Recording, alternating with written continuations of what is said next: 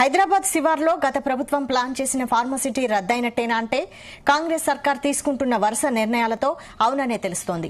ఫార్మసిటీ కోసం సేకరించిన భూముల్లో కొత్త ప్రాజెక్టులు చేపడుతోంది రేవంత్ సర్కార్.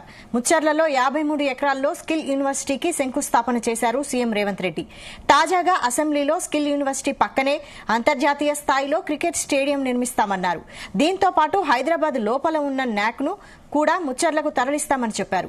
ముచ్చర్లలో ఐటీ కంపెనీలు, టౌన్షిప్లు ఏర్పాటు చేస్తామని గతంలో సీఎం రేవంత్ రెడ్డి ప్రకటించారు.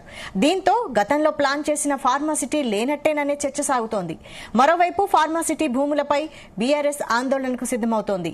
కాంగ్రెస్ అధికారంలోకి వస్తే ఫార్మాసిటీ రద్దు చేసి భూములను తిరిగి రైతులకు ఇస్తామని చెప్పిన కాంగ్రెస్ ఇచ్చిన మాట నిలబెట్టుకోవాలని గులాబీ నేతలు డిమాండ్ చేస్తున్నారు.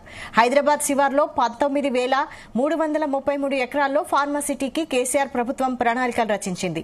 13,500 ఎకరాలు సేకరించింది. అయితే గతంలో సేకరించిన భూముల్లో కొత్త నగరం నిర్మించేందుకు రేవంత్ సర్కార్ ప్లాన్ చేసిందని తెలుస్తోంది.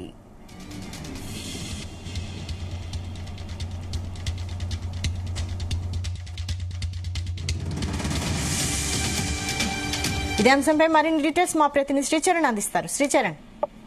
వైశాలి, హైదరాబాద్ శివార్లో గత ప్రభుత్వం ప్లాన్ చేసిన ఫార్మసిటీ రద్దు అయినట్టే అని ప్రస్తుతం మనం భావించవచ్చు. ఎందుకంటే కాంగ్రెస్ ప్రభుత్వం తీసుకుంటున్న వరుస నిర్ణయాలతో దానికి అవుననే ఒక రుజువు కూడా అవుతోంది. ఎందుకంటే ఫార్మసిటీ కోసం సేకరించిన భూముల్లో కొత్త ప్రాజెక్టులు చేపడుతోంది ప్రస్తుత గవర్నమెంట్.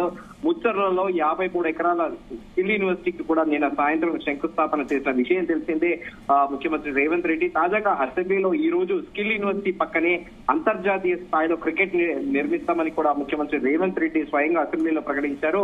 ఈ మేరకు బీసీసీఐతోనే నేరుగా సంప్రదిస్తున్నామని, దాంతో పాటు నేషనల్ అకాడమీ కూడా బెంగళూరులో ఉన్నట్టు కూడా నేషనల్ క్రికెట్ అకాడమీ, సిమిలర్ గా ఇక్కడ కూడా ఒక నేషనల్ అకాడమీ కూడా నిర్మించాలని బీసీసీఐ కూడా దీని పట్ల సానుకూలంగా స్పందించిందని, త్వరలోనే ఇక్కడ అంతర్జాతీయ క్రికెట్ స్టేడియం కూడా నిర్మించేందుకు బీసీసీఐ కూడా సుముఖం చూపెడుతుంది అని కూడా ముఖ్యమంత్రి రేవంత్ రెడ్డి స్వయంగా ఈ రోజు కొద్దిసేపటి కిందట అసెంబ్లీలో ప్రకటించిన విషయం తెలిసిందే. దీంతో పాటు హైదరాబాద్ లోపల ఉన్న న్యాక్ కూడా ముచ్చర్లకు తరలిస్తామని కూడా చెప్పారు. దీంతో పాటు పలు క్రికెట్ స్టేడియాల గురించి కూడా ముఖ్యమంత్రి రేవంత్ రెడ్డి ప్రస్తావించారు. సరూర్ నగర్ లో, అలాగే యూసఫ్ గూడలో ఉన్న కోట్ల విజయభాస్కర్ రెడ్డి ఇండోర్ స్టేడియంలో కూడా ప్రస్తుతము అక్కడ సినీ ఈవెంట్లు అంటే మూవీకి రిలేటెడ్ ఈవెంట్లు జరుగుతున్నాయి. ఎల్పీ స్టేడియం తో పాటు సరూర్ నగర్ లో మిగతా స్టేడియాలన్నీ కూడా రాజకీయ వేదికలకు అవి ఒక వేదికలు అవుతున్నాయి తప్ప స్పోర్ట్స్ పెద్ద యాక్టివిటీ లేదని కూడా ముఖ్యమంత్రి రేవంత్ రెడ్డి తెలిపారు. ఈ న్యాక్ ని కూడా ముచ్చర్లకు తరలిస్తామని, అలాగే ముచ్చర్లలో ఐటీ కంపెనీలలో టౌన్షిప్లు కూడా ఏర్పాటు చేస్తామని కూడా గతంలో ముఖ్యమంత్రి రేవంత్ రెడ్డి ప్రకటించిన విషయం తెలిసిందే. దీంతో గతంలో ప్లాన్ చేసిన ఫార్మసిటీ లేనట్టేనని కూడా ప్రస్తుతం చర్చ సాగుతోంది. మరోవైపేమో ఫార్మసిటీ భూములపై బీఆర్ఎస్ ఆందోళనకు కూడా సిద్ధమవుతోంది. ఎందుకంటే కాంగ్రెస్ అధికారంలో వస్తే ఫార్మసిటీ రద్దు చేసి భూములను తిరిగి రైతులకు ఇస్తామని చెప్పిన కాంగ్రెస్ ఇచ్చిన మాట నిలబెట్టుకోవాలని కూడా గులాబీ నేతలు డిమాండ్ చేస్తున్నారు. హైదరాబాద్ శివార్లలో దాదాపు 19,330 ఎకరాలలో కూడా ఫార్మసిటీకి కేసీఆర్ ప్రభుత్వం ప్రణాళికలను కూడా రచించింది. 13,500 ఎకరాలు కూడా సేకరించింది. అయితే గతంలో సేకరించిన భూముల్లో కొత్త నగరం నిర్మించేందుకు ప్రస్తుతం రేవంత్ సర్కార్ కూడా ప్లాన్ చేసిందని కూడా ప్రస్తుతం తెలుస్తా ఉంది. అయితే అసెంబ్లీలో ముఖ్యమంత్రి రేవంత్ రెడ్డి కూడా ప్రస్తావించారు, ముఖ్యంగా స్పోర్ట్స్ యాక్టివిటీ గురించి. ఎందుకంటే యువత డ్రగ్స్ బారిన పడకుండా స్పోర్ట్స్ వైపు వాళ్ళని డైవర్ట్ చేయాలి, స్పోర్ట్స్ లో వాళ్ళని ఎంగేజ్ చేయాలి, యాక్టివిటీస్ అనేది వాళ్ళని స్పోర్ట్స్ లో ఎంగేజ్ చేయాలని కూడా ముఖ్యమంత్రి రేవంత్ రెడ్డి భావిస్తున్నారు. గతంలో ఎన్నడూ లేని విధంగా కూడా రాష్ట్ర ప్రభుత్వం క్రీడలను ప్రోత్సహించాలని బడ్జెట్ లో 321 కోట్లు కేటాయించిందని కూడా ముఖ్యమంత్రి ప్రస్తావించారు. చదువులోనే కాదు, క్రీడల్లో రాణిస్తే కూడా ఉన్నత ఉద్యోగం వస్తుంది, కుటుంబ గౌరవం పెరుగుతుంది అంటూ కూడా ప్రస్తావించారు. ఇది నిరూపించేందుకే నిఖత్ జరీన్ తో పాటు సిరాజ్ కు గ్రూప్ అని ఉద్యోగాలు ఇచ్చామంటూ కూడా ముఖ్యమంత్రి రేవంత్ రెడ్డి నిన్న ప్రకటించిన విషయం తెలిసిందే. తెలంగాణ రాష్ట్రంలో స్పోర్ట్స్ పాలసీ తీసుకొస్తాము, నెక్స్ట్ అసెంబ్లీ సెషన్ లో వివిధ రాష్ట్రాల పాలసీలు అధ్యయనం చేసి బెస్ట్ పాలసీని తీసుకొస్తామని కూడా ముఖ్యమంత్రి ప్రకటించిన విషయం తెలిసిందే. హర్యానాలో అత్యధికంగా క్రీడాకారులను ప్రోత్సహిస్తున్నారు. అలాగే వచ్చే అసెంబ్లీ సమావేశాల్లో కూడా స్పోర్ట్స్ పాలసీని సభలో ప్రవేశపెడతాము. మండల కేంద్రాల్లో భూములు అందుబాటులో ఉంటే స్టేడియం నిర్మించడానికి ప్రభుత్వానికి ఎలాంటి అభ్యంతరం లేదు.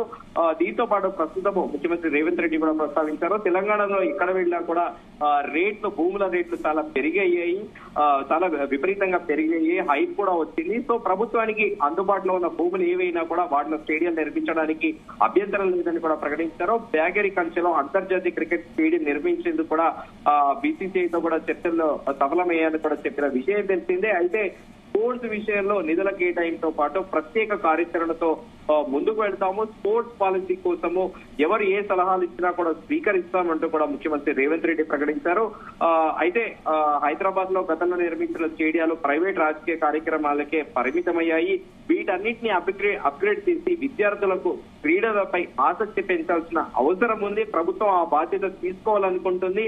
అందుకు ప్రతిపక్షాలు మీ అందరి మద్దతు కోరుతున్నా అంటూ కూడా ముఖ్యమంత్రి రేవంత్ రెడ్డి ఈ రోజు అసెంబ్లీలో ప్రస్తావించారు. అన్ని రాజకీయ పక్షాలు ఒప్పుకుంటే పొట్టి శ్రీరాములు తెలుగు విశ్వవిద్యాలయానికి కూడా సూరవరం ప్రతాప్ రెడ్డి పేరు పెట్టడానికి మాకు ఎలాంటి అభ్యంతరం లేదని కూడా ప్రకటించారు. అయితే ప్రస్తుతం విషయం ఏంటంటే గత ప్రభుత్వం ప్లాన్ చేసిన ఫార్మసిటీ ఏదైతే ఉందో అదంతా కూడా ఇప్పుడు తీసేసి కూడా ప్రస్తుతము ఈ స్కిల్ యూనివర్సిటీతో పాటు ఇక్కడ క్రికెట్ స్టేడియాన్ని నిర్మించే ఆలోచనలో కూడా ప్రస్తుతం ప్రభుత్వం ఉన్నట్టు కూడా చాలా క్లియర్ గా తెలుస్తోంది. ఎందుకంటే ఈ రోజు అసెంబ్లీ వేదికగా కూడా ముఖ్యమంత్రి రేవంత్ రెడ్డి స్పోర్ట్స్ పాలసీ గురించి చేసిన ప్రకటన బట్టి ఖచ్చితంగా కూడా ఇది గత ప్రభుత్వం ప్లాన్ చేసిన బీఆర్ఎస్ ప్రభుత్వం ప్లాన్ చేసిన ఫార్మసిటీ దాదాపు రద్దయినట్టనే మనం భావించవచ్చు వైశాలి. మరి అయితే దీనిపై బీఆర్ఎస్ ప్రభుత్వం ఎటువంటి కార్యాచరణ రూపొందించే అవకాశం ఉంది? ప్రస్తుతం అయితే బీఆర్ఎస్ ఇంకా దీనిపైన అధికారికంగా కూడా ఎలాంటి ప్రకటనలు చేయలేదు. కాకపోతే కేటీఆర్ అసెంబ్లీ వేదికగా BRS working president KTR assembly వేదికగా ఒక ప్రకటన చేశారు. హైకోర్టుని మీరు నిర్మించాలని అక్కడ శంకుస్థాపన చేశారు.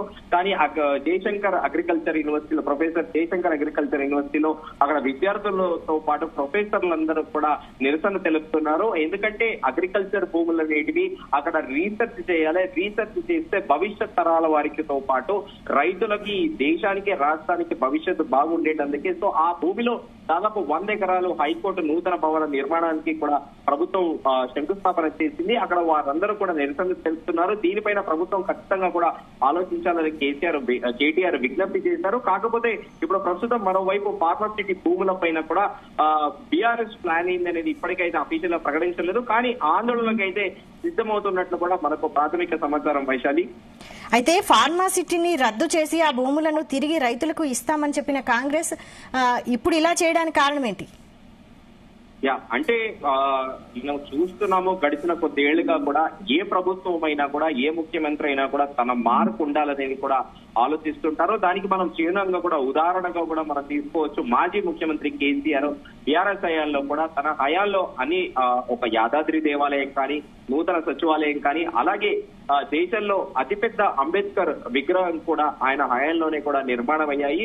సో ఈ నేపథ్యంలో కాంగ్రెస్ కూడా గతంలో ఈ ఫార్మసిటీకి ఏవైతే భూములు ఏవైతే ఉన్నాయో మేము అధికారంలోకి వచ్చాక కూడా అవి తిరిగి మళ్ళీ రైతులకు ఇస్తామో, ఎవరైతే భూములు ఈ ఫార్మసిటీ రద్దు చేసి భూములను తిరిగి రైతులకు ఇస్తామని కూడా కాంగ్రెస్ చెప్పింది. కానీ వాస్తవికంగా చూసుకుంటే ఈ భూములన్నీ కూడా ఇప్పుడు ఇవన్నీ సిమిలర్ గా కూడా కొన్ని 111 జీవో పరిధిలో వస్తాయి, కొన్ని అవుట్స్కట్స్ లో కూడా ఉన్నాయి.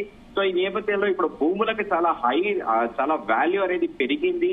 రియల్ ఎస్టేట్ కూడా రోజు రోజు పెరిగిపోవడంతో హైదరాబాద్ శివార్లలో కూడా భూముల ధరలు విపరీతంగా ఉన్నాయి. ఒకవేళ కాంగ్రెస్ ప్రామిస్ చేసినట్టు నిజంగానే రైతులకి ఆ భూములను తిరిగి ఇస్తుందా అనేది కూడా ప్రస్తుతం ఒక క్వశ్చన్ అయితే అరైజ్ అవుతుంది వైశాలి.